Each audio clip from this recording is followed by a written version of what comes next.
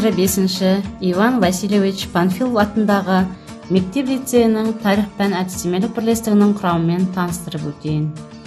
Қазіргі таңда 8 тарихшы жұмыс жасайды.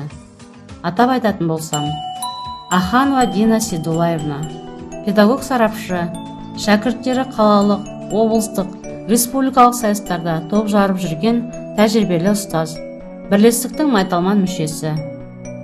Аблаев Болат Мұхамедәліұлы, педагог зерттеуші, директордың оқу тәрбиесі жөніндегі орынбасары, шебер ұйымдастырушы, қоғамдық іс-шараларда әрдайым алдыңғы саптардан табылатын, білім мен тәрбиені қатар ұштастыра білетін білікті маман.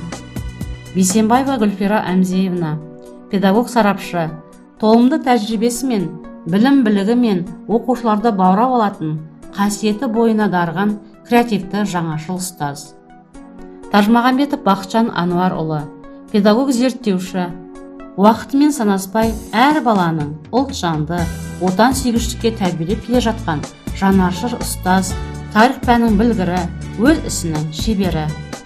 Шайхудинова Виктория Фаусовна, педагог зерттеуші, заман талабына сай, инновациялық әдістер арқылы шәкірттерін тарих ғылым мен әдістермен оқып үйренуге қызықтыра білетін ізденімпаз ұстаз.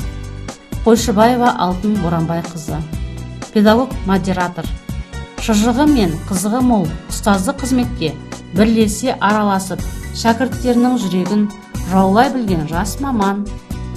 Мұхтарбаева Гүлшат Нышанбекқызы, бірлестіктің жаңа мүшесі, өзіне де, шәкірттеріне де талап қоя білетін, жаңалыққа жаны құштар ізденімпаз жас маман.